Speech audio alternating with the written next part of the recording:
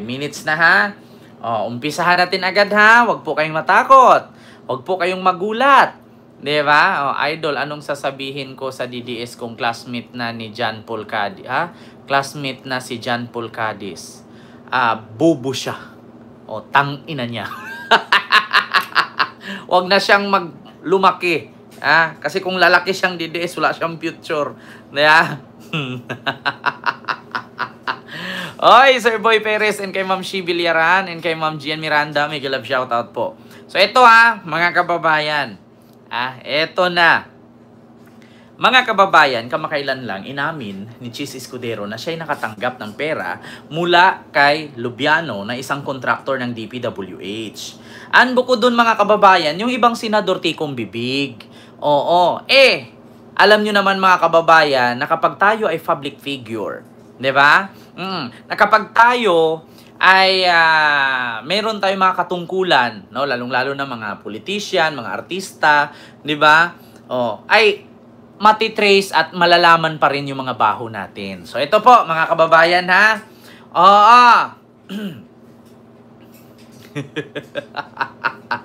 So ito na mga kababayan.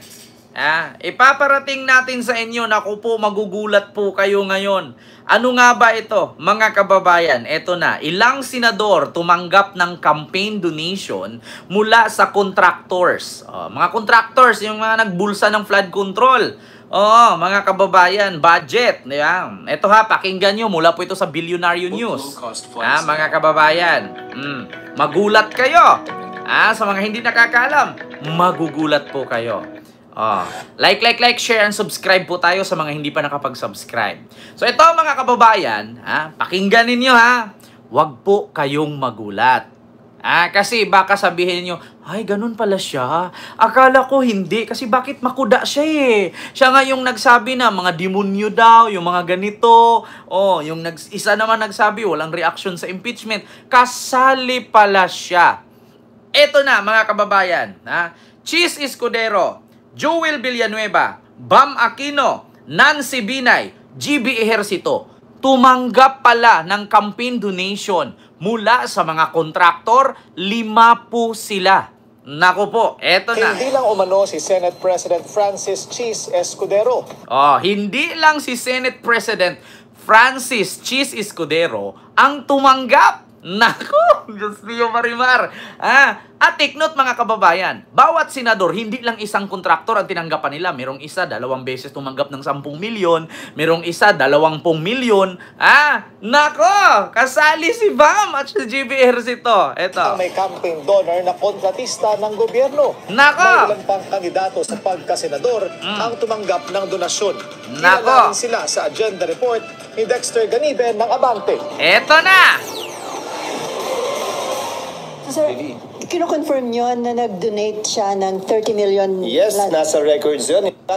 Mismong si SP Chis Escudero ang umamin na donor niya sa kanyang senatorial bid noong 2022, si Lawrence Lubiano, ang presidente ng Centerways Construction na isa sa mga kontratista ng flood control project.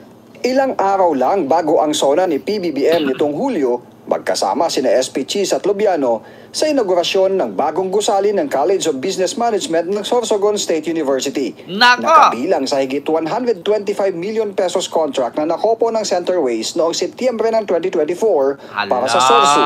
Pero hindi lang pala si SP Chis dahil there's more. Ayon sa pagsisiyasat ng Philippine Center for Investigative Ayon sa pagsisiyasat ng Philippine Center for Investigative, hindi lang si Chis Escudero ang tumanggap.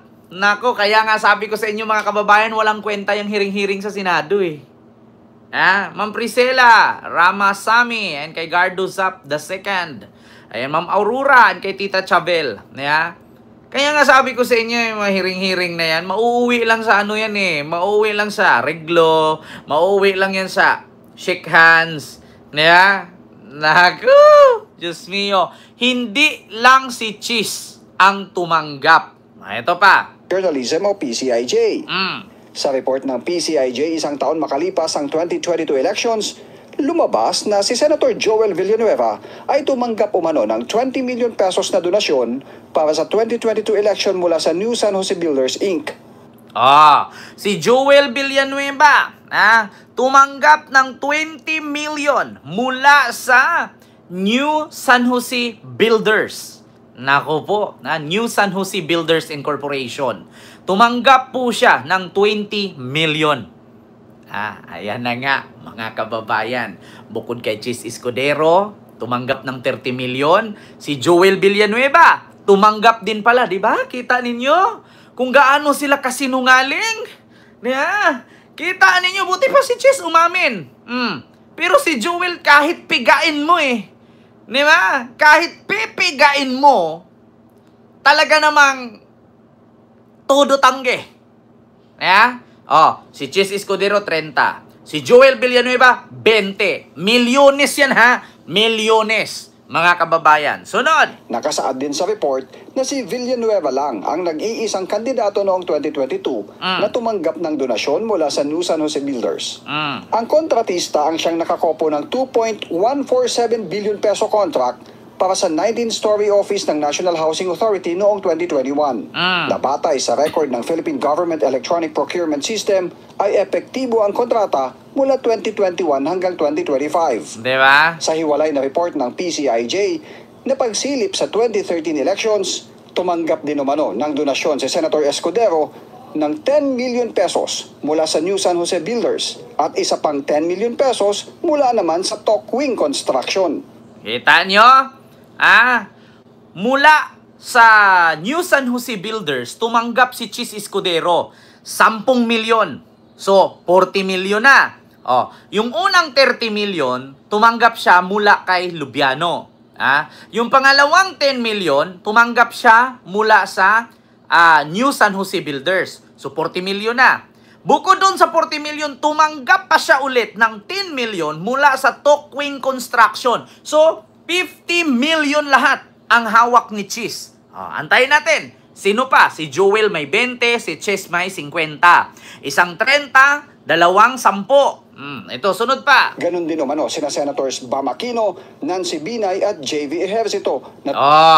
Kita nyo, mga kababayan, ulitin ko 10 million pesos mula sa New San Jose Builders at isa pang 10 million pesos mula naman sa Tokwing Construction. Ganon din umano sina Senators Bam ganon din si Senator Bam Aquino.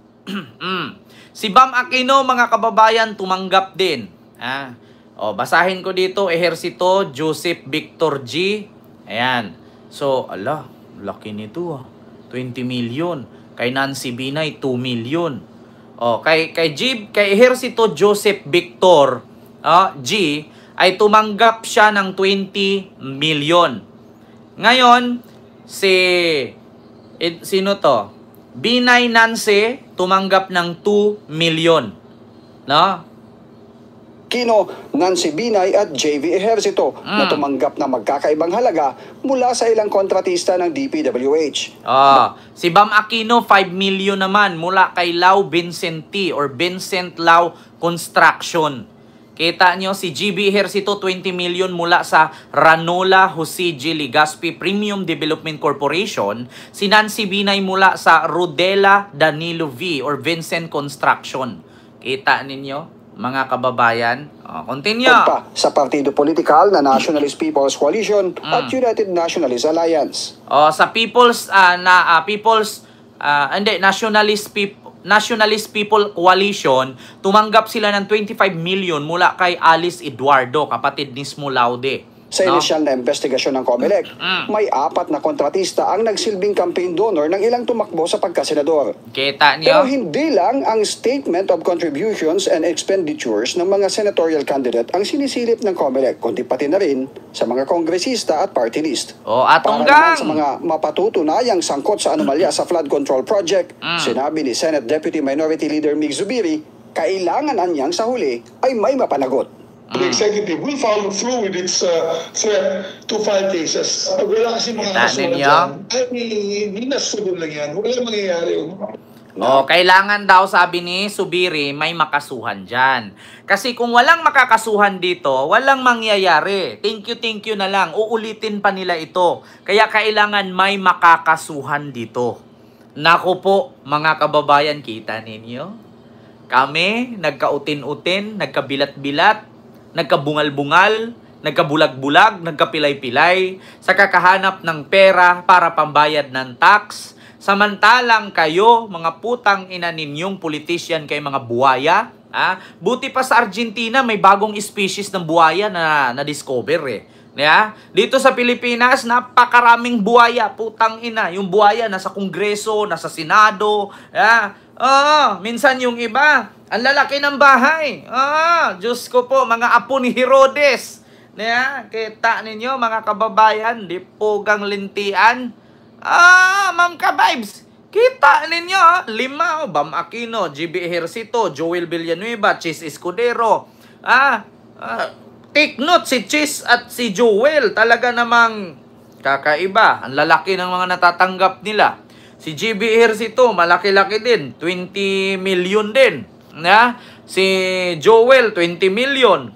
Si Binay, 2 million. Si Bam, 5 million. Si GB, ganun din, 20. Si Chis, 50 million. Huwag kayong magalit sa akin ng pamura ko mga kababayan. Kaya sabi ko sa inyo, kakaiba. Sa Argentina, mga kababayan, may bagong na-discovering buwaya.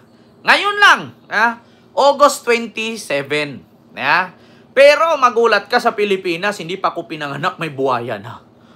Kakaibang species. Yung species ng buhaya sa Pilipinas, may sports car. May mansyon sa US. May mansyon sa Europe. May mga rilong Rolex. Kakaiba. Kita ninyo?